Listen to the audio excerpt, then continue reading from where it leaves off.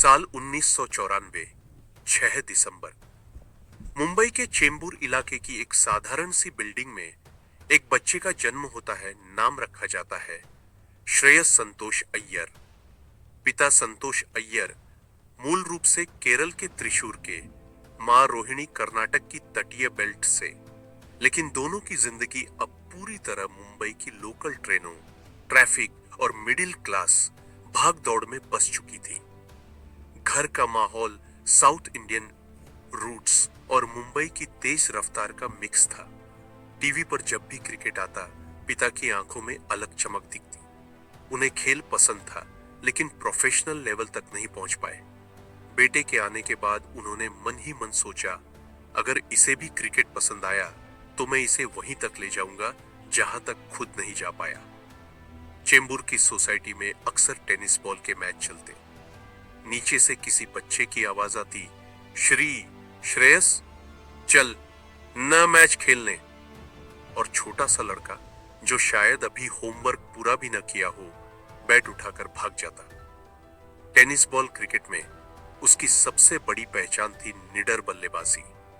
तेज ball को भी पीछे हटकर पुल मारना, हाफ वॉली को कवर ड्राइव की तरह नहीं, बल्कि हवा में क्लब करना। बाकी बच्चे जहां आउट हो जाने से डरते, वहां श्रेयस को बस एक ही चीज की चिंता रहती, अगली गेंद कहां मारूं। पिता संतोष ने उसकी ये अटैकिंग नेचर बहुत जल्दी पकड़ ली। उन्होंने महसूस किया कि यह बच्चा सिर्फ खेल के लिए नहीं, अटैक करने के लिए पैदा हुआ है। श्रेयस की स्कूली पढ़ाई Don Bosco High School, Matunga से हुई, वो स्कूल जो पढ़ाई के साथ साथ क्रिकेट के लिए भी जाना जाता है। यहां उसे पहली बार यह समझ आया कि क्रिकेट में भी टाइमिंग और टेम्परामेंट की क्लास होती है। मॉर्निंग असेंबली के बाद सीधे प्रैक्टिस, इंटर स्कूल मैच और फिर किताबों पर लौटना। कॉलेज के लिए उसने R.A. Podar college of commerce economics चुना। यह वही कॉलेज है जहां से कई मुंबई, रणजी और इंडिया प्लेयर्स निकले हैं। कॉलेज की टीम में जगह मिलते ही वह मुंबई यूनिवर्सिटी के टूर्नामेंट्स में रन बनाने लगा। यहीं पर कोच और साथियों ने नोटिस किया कि यह लड़का सिर्फ टेनिस बॉल का हीरो नहीं, हार्ड बॉल क्रिकेट में भी गुस्सा और क्लास का कॉम्बिनेशन लेकर आता है। कहानी का असली टर्निंग पॉइंट आता है लगभग 12 साल की उम्र में। जगह शिवाजी पार्क जिमखाना, वही पिच जहां से सुनील गावस्कर, सचिन तेंदुलकर जैसे नाम निकले। कोच प्रवीण आमरे नेट्स पर बच्चों को देख रहे थे। उनकी नजर एक पतले, हल्के से झुके कंधों वाले लड़के पर टिकती है, जो स्पिनर और पेसर दोनों पर आगे बढ़ बढ़कर शॉट्स खेल रहा था। न कोई झिझक, न कोई हिचक, सिर स्थिर, आंखें गेंद पर गड़ी और आखिरी पल तक क्रीज में टिक कर शॉट चुनना। आमरे ने बाद में इंटरव्यूज में माना कि श्रेयस ने उन्हें तुरंत स्पेशल लगा। उन्होंने उसके पिता से बात की, आपका बेटा बहुत आगे जा सकता है, अगर आप तैयार हो तो मैं इसे पर्सनली गाइड करूंगा। यहीं से रोज शाम शिवाजी पार्क जाना, घंटों नेट्स, फिटनेस ड्रिल और बैटिंग वीडियो एनालिसिस, सब उसकी जिंदगी का हिस्सा बन गया। प्रवीण आमरे ने उसके अटैकिंग गेम को कंट्रोल करना नहीं, बल्कि सही दिशा देना शुरू किया। मुंबई की सबसे बड़ी लड़ाई है भीड़ में अलग दिखना। हर क्लब मैच, हर हैरिस शील्ड, हर जाइल्स टूर्नामेंट में 100-200 लड़के चमकना चाहते हैं। श्रेयस ने यह दो चीजों से खुद को अलग किया, पावरफुल शॉट्स और स्पिन के खिलाफ फियरलेस बैटिंग। हैरिस शील्ड और लोकल क्लब हाउस मैचों में उसने कई बार 150 प्लस 200 तक की पारियां खेली। इनका उल्लेख कई जीवनी आर्टिकल्स में है, हालांकि हर मैच का ऑफिशियल स्कोर कार्ड नहीं मिलता। उसकी सबसे बड़ी पहचान बनी मिडिल ओवरों में भी बॉलर पर चढ़ जाना।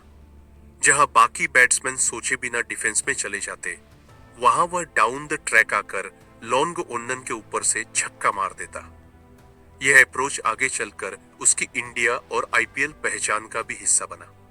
2014 से 15 रणजी ट्रॉफी, मुंबई की टीम में कई सीनियर नामों के साथ एक नया चेहरा चुना जाता है, श्रेयस अय्यर। डेब्यू सीजन में उसने 12 से 13 इनिंग्स में लगभग 800 रन बना डाले, औसत 50 से ऊपर। एक दो शतक, कई 50s और सबसे खास बात, मुश्किल परिस्थितियों में आकर मैच को पलट देना। अगले सीजन 2015 से 16 में उसने तो कहर ही मचा दिया। 1321 रन एक ही रणजी सीजन में, औसत 73 प्लस, जो उस सीजन में भारत के टॉप रन स्कोरर्स में शामिल था। दोहरा शतक, कई शतक और हर बार वही अटैकिंग अप्रोच गेंदबाजों को आराम से सेटल होने का मौका नहीं। यहीं पर सिलेक्टर्स ने नोटिस किया, ये लड़का लंबी पारियां बना सकता है और टेक्निकली भी मजबूत है। इंडिया ए की राह यहीं से खुल गई। इंडिया ए को अक्सर टीम इंडिया की वेटिंग रूम कहा जाता है। श्रेयस को ऑस्ट्रेलिया, साउथ अफ्रीका और इंग्लैंड के ए टूर पर भेजा गया। ये टूर बेहद अहम थे।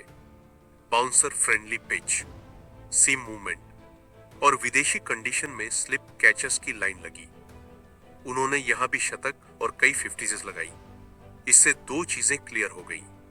एक, वह सिर्फ भारतीय फ्लैट पिचों के बल्लेबाज नहीं, 2 नंबर 3/4 जैसे मुश्किल स्लॉट के लिए मानसिक रूप से मजबूत है। इसी दौर से उन्हें मीडिया में इंडिया का भविष्य का नंबर 4 कहा जाने लगा, खासकर वनडे के लिए। 2015 आईपीएल नीलामी, दिल्ली डेयरडेविल्स डीडी, जो उस समय रिबिल्ड मोड में थी, ने एक युवा अनप्रूव्ड बल्लेबाज पर दांव लगाया, श्रेयस अय्यर। पहले ही सीजन में उन्होंने 14 मैच, 400 से अधिक रन, स्ट्राइक रेट अच्छा और कई 50 से अधिक पारियां। उन्हें आईपीएल 2015 का इमर्जिंग प्लेयर टाइप टैग मिलने लगा। दिल्ली के लिए वह टॉप ऑनर्ड में आकर शुरुआती फेज में तेज रन बनाते और उनके पावर गेम ने सभी का ध्यान खींचा। धीरे धीरे वह डीडीडीसी के बैटिंग का स्थायी हिस्सा बन गए। रविचंद्रन अश्विन ने बाद में एक पॉडकास्ट में कहा था कि श्रेयस अय्यर जैसे बल्लेबाज के साथ रहकर लगता है कि यह लड़का हर मैच में कुछ नया निकाल सकता है। कंटेंट इसी तरह के इंटरव्यूज में दर्ज है। 2018 में जब गौतम गंभीर की कप्तानी का दौर खत्म हो रहा था और दिल्ली कैपिटल्स नई पहचान बनाने की कोशिश कर रही थी, फ्रेंचाइजी ने एक बड़ा फैसला लिया। श्रेयस अय्यर को कप्तान बनाया गया। युवा चेहरा, बड़ा शहर, पिछली असफलताएं, प्रेशर बहुत था, लेकिन श्रेयस ने पहले ही सीजन में दिखा दिया कि वह सिर्फ बैट से नहीं, दिमाग से भी टीम चला सकते हैं। सतर्क फील्ड प्लेसमेंट, बॉलर चेंज सही टाइम पर और खुद ऊपर नीचे जाकर बल्लेबाजी से उदाहरण देना, यह उनकी कप्तानी की पहचान बन गई। दिल्ली कैपिटल्स के लिए उनके बतौर कप्तान आंकड़े 41 मैच, 23 जीत, विन प्रतिशत लगभग 56.09%, बहुत मजबूत। फिर केकेआर में जाने के बाद भी यह मिडास टच जारी रहा। श्रेयस अय्यर ने 1 नवंबर 2017 को श्रीलंका के खिलाफ T20I में भारत के लिए डेब्यू किया। कुछ ही दिनों बाद उन ओडीआई में भी मौका मिला। पहले पहले उन्हें फ्लोटिंग रोल दिया गया, कभी 3, कभी 4, कभी 5, लेकिन उन्होंने जहां भी खेला रन बनाए। क्लीन हिटिंग, स्पिन के खिलाफ कॉन्फिडेंट फुटवर्क और तेज सिंगल डबल लेने की आदत ने उन्हें जल्दी पॉजिटिव मिडिल ऑर्डर बैट्समैन के रूप में स्थापित कर दिया। हालांकि शुरू में नंबर 4 की पोजीशन के लिए कई नामों के बीच कंपटीशन था, राहुल, रायडू वगैरह, लेकिन हर सीरीज के बाद यह महसूस होने लगा कि अगर फिट रहे तो मिडिल ऑर्डर का भविष्य इन्हीं के हाथ में जा सकता है। नवंबर 2021, green park stadium, Kanpur, New Zealand के खिलाफ test series. Virat Kohli rest पर और नंबर 4 की जगह खाली। यही वह मौका था जब श्रेयस को टेस्ट डेब्यू के लिए चुना गया। पहली पारी 105 रन दबाव में, छोटे बाउंड्री नहीं बल्कि पुराने इंडियन टेस्ट ग्राउंड की धीमी पिच पर। दूसरी पारी 65 रन, डेब्यू टेस्ट में शतक अर्धशतक का कारनामा करने वाले गिने चुने भारतीयों में वह शामिल हो गए। यह इनिंग्स ये साबित करने के लिए काफी थी कि उनका गेम सिर्फ फ्लैट पिच और T20 तक सीमित नहीं, वह पैशन, डिफेंस और लॉन्ग इनिंग्स की कला भी जानते हैं। यहीं से टीम इंडिया में उनकी जगह और पक्की होने लगी, खासकर जब भारत को विदेश और घर दोनों जगह मिडिल ऑर्डर में अटैकिंग इंटेंट चाहिए था। सब कुछ ऊपर की तरफ जा रहा था। श्रेयस अय्यर के लिए यह सुनहरा ट्रैक था। लेकिन 2022 से 2023 के दौरान एक चीज ने सबकी गति तोड़ दी, लोअर बैक इंजरी, जो आगे चलकर स्लिप डिस्क निकली। दर्द इतना भयानक कि नेट्स में झुककर शॉट लगाने में भी तकलीफ, मैचों के बाद उठना बैठना तक मुश्किल। यहीं से शुरू हुआ उनकी जिंदगी का सबसे मुश्किल चैप्टर, सर्जरी, रिहैब, टीम से अंदर बाहर, वर्ल्ड कप के लिए फिट होने की जद्दोजहद और फिर आईपीएल में किंग की तरह वापसी। बैक इंजरी के उस एक्सक्रूशिएटिंग पेन की 2023 ओडीआई वर्ल्ड कप में नंबर 4 के रूप में कमबैक की और 2024 में केकेआर को चैंपियन बनाकर मिडास टच कप्तान के टैग को पक्का करने की। 2022 के अंत से ही श्रेयस की लोअर बैक उन्हें परेशान करने लगी थी। शुरू में इसे सामान्य स्पाज्म या स्ट्रेन समझा गया, कुछ इंजेक्शन, थोड़ी फिजियो और वे फिर मैदान पर लौट आते। लेकिन दिसंबर की बांग्लादेश सीरीज के बाद दर्द अलग लेवल पर पहुंच गया। ईएसपीएन क्रिकेट इन्फो की रिपोर्ट के मुताबिक उनके लोअर बैक के दाहिने हिस्से में बुल्ज डिस्क के कारण नर्व इम्पेजमेंट हो रहा था। इसका मतलब रीढ़ की हड्डी के बीच की डिस्क फूलकर नस पर दबाव डाल रही थी, जिससे तेज झटके जैसे दर्द आते थे। 6 इंजेक्शन तक लिए, लेकिन आराम नहीं मिला। ऑस्ट्रेलिया के खिलाफ बॉर्डर गावस्कर सीरीज में उन्होंने 2 टेस्ट खेले, लेकिन अहमदाबाद टेस्ट की पहली इनिंग में वह बैटिंग के लिए उतर ही नहीं पाए। उन्हें बीच मैच से बाहर कर दिया गया। बाद में उन्होंने खुद कहा कि उस समय दर्द इतना था कि बैठना, झुकना, यहां तक कि नींद लेना भी मुश्किल था। आखिरकार अप्रैल 2023 में फैसला हुआ, सर्जरी ही एकमात्र रास्ता है। वह लंदन गए, जहां बैक सर्जरी हुई। सर्जरी के बाद 3 हफ्ते वहीं रहे ताकि डॉक्टर रिकवरी मॉनिटर कर सके। फिर बेंगलुरु के एनसीए में 3 महीने की सख्त रिहैब शुरू हुई। आईपीएल 2023 पूरा मिस, बीयूटीसी फाइनल बाहर, और यह अनिश्चितता कि वापसी कब और कैसे होगी, यही उनके लिए सबसे बड़ा मानसिक टेस्ट था। एनसीए के हेड मेडिकल स्टाफ डॉसेट, नितिन पटेल और उनकी टीम ने उनके लिए फेज वाइज रिहैब प्लान बनाया। शुरुआती हफ्तों में बस कोर स्ट्रेंथ और बेसिक मोबिलिटी, फिर हल्की रनिंग और कंडीशनिंग, और अंत में नेट्स पर लौटने से पहले फुल फिटनेस टेस्ट। श्रेयस ने बाद में इंटरव्यू में माना कि कुछ दिन ऐसे भी थे जब वह पूरी तरह ओवरवेल्म्ड हो जाते थे। मैंने खुद से पूछा, क्या मैं फिर से वही तेज फुटवर्क, वही बैकफुट पंच मार पाऊंगा? कहीं करियर आधा तो नहीं हो जाएगा? लेकिन हर रिहैब सेशन के बाद जब दर्द धीरे धीरे कम होने लगा और रनिंग में फ्लूइडिटी लौटने लगी, तो भरोसा भी वापस आया। 3 महीने बाद प्रैक्टिस, मैचों और फिटनेस टेस्ट की सीरीज के बाद एनसीए ने उन्हें फिट टू प्ले का सर्टिफिकेट दे दिया। यह सिर्फ मेडिकल क्लियरेंस नहीं, उनके लिए मानसिक जीत भी थी। अब गेंद से ज्यादा उन्हें खुद को साबित करना था कि मैं पूरी तरह वापस आ चुका हूं। एशिया कप 2023 के लिए उन्हें स्क्वाड में शामिल किया गया। हालांकि हैमस्ट्रिंग टाइप दिक्कत की वजह से वह बीच में थोड़ा बाहर भी रहे, लेकिन असली मंच था ICC ODI world cup 2023 Bharat की धरती पर। जगरंजोश के अनुसार 2023 में सभी फॉर्मेट्स मिलाकर श्रेयस के कुल रन और औसत अच्छे रहे। वर्ल्ड कप में उन्होंने खासकर बैकएंड में बड़ा इंपैक्ट डाला। आईसीसी प्रोफाइल के मुताबिक टूर्नामेंट में उन्होंने मिडिल ऑर्डर में कई 50 प्लस स्कोर, 1 शतक और लगभग 65 प्लस की औसत तथा 99 प्लस की स्ट्राइक रेट के आसपास प्रदर्शन किया। एडवांस क्रिकेट के डेटा से दिखता है कि वर्ल्ड कप 2023 में उनका स्ट्राइक रेट करीब 90 से 95 के बीच था और वे लगभग हर 8 गेंद में एक बाउंड्री लगाते रहे, जो नंबर 4 के लिए शानदार है। विशेष रूप से श्रीलंका के खिलाफ 82-56 जैसी तेज पारी, जिसमें 3 चौके और 6 छक्के शामिल थे। सेमीफाइनल में न्यूजीलैंड के खिलाफ 105 रन। हालांकि ऊपर दिए डेटा में विस्तार नहीं, यह अन्य सोर्सेस में दर्ज है। यह पारी भारत को बड़े स्कोर तक ले गई। भारत फाइनल में ऑस्ट्रेलिया से हार गया, लेकिन श्रेयस ने साबित कर दिया कि सर्जरी के बाद भी वह वैश्विक टूर्नामेंट में भारत के लिए मैच विनर रह सकते हैं।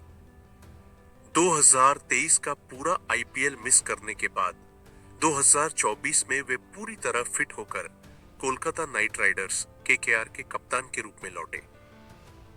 आईपीएल 2024 में केकेआर का सीजन लगभग इनविंसिबल जैसा रहा। लीग स्टेज में सबसे कम हार सिर्फ 3। टेबल टॉप करना, क्वालिफायर 1 में एसआरएच को 8 विकेट से हराना, 38 गेंद रहते चेस पूरा। फाइनल फिर से एसआरएच बनाम के आर पेट कमिंस बनाम श्रेयस अय्यर। मिचेल स्टार्क ने शुरू में ही अभिषेक शर्मा और राहुल त्रिपाठी को आउट करके एसआरएच को 21 पर 3 पर ला दिया और पूरी टीम 113 पर ढेर हो गई। आईपीएल फाइनल इतिहास का सबसे कम स्कोर। केकेआर ने इसका चेज सिर्फ 10.3 ओवर में कर लिया। वेंकटेश अय्यर और रहमानुल्लाह गुरबाज की 91 रन की पार्टनरशिप ने मैच को एक तरफा बना दिया। श्रेयस ने नाबाद रहते हुए टीम को तीसरा आईपीएल टाइटल दिलाया। इंडिया टुडे और क्रिकेबज़ की रिपोर्ट्स के मुताबिक केकेआर ने पूरे सीजन में सिर्फ 3 मैच हारे। यह रिकॉर्ड शेन वॉर्न की 2008 की आरआर टीम के बराबर था। श्रेयस आईपीएल के इतिहास में 8वें ऐसे नए कप्तान बने जिन्होंने अपनी टीम को खिताब जिताया। मैच के बाद उन्होंने कहा, हमने पूरे सीजन ऐसे खेला जैसे हम इनविंसिबल हों।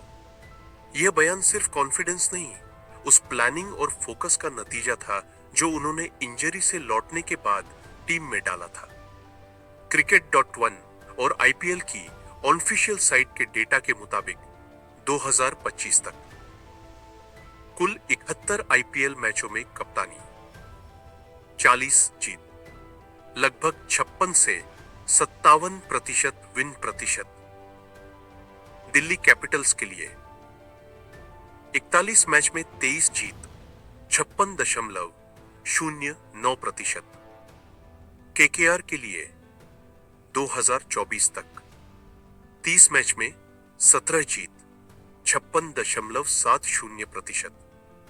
यह रिकॉर्ड उन्हें आईपीएल इतिहास के टॉप भारतीय कप्तानों की लिस्ट में खड़ा करता है, जहां एमएस धोनी, रोहित शर्मा जैसे नाम हैं। दिल्ली को उन्होंने सालों बाद लगातार प्लेऑफ टीम बनाया। केकेआर को 2014 के बाद पहली बार 2024 में ट्रॉफी दिलाई। यही वजह है कि विश्लेषक उन्हें man with the Midas touch कहने लगे हैं।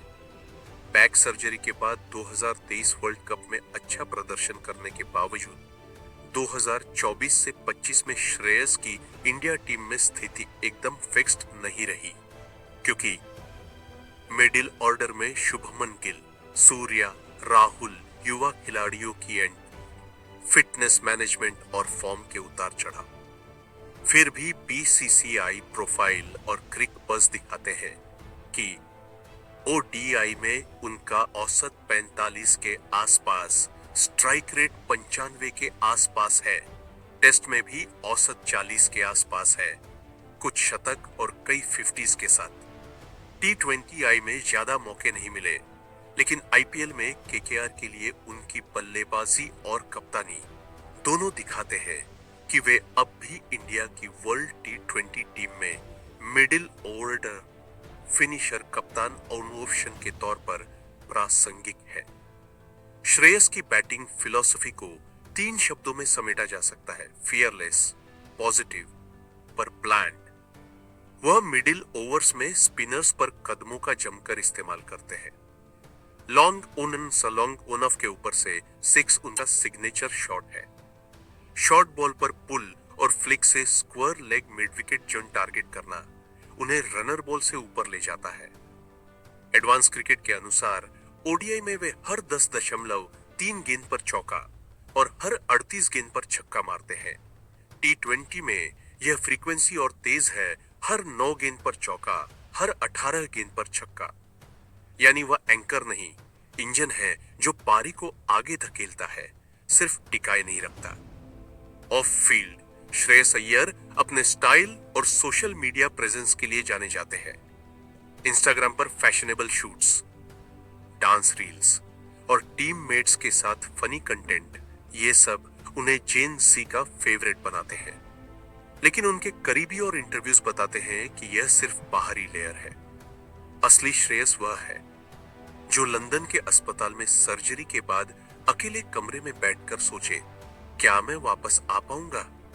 जो एनसीए में सुबह से शाम तक दर्द के साथ रिहैब करके भी अगले दिन फिर वैसा ही मेहनत करे, और जो आलोचनाओं के बीच केकेआर को इतिहास की सबसे डोमिनेंट आईपीएल टीमों में से एक बना दे।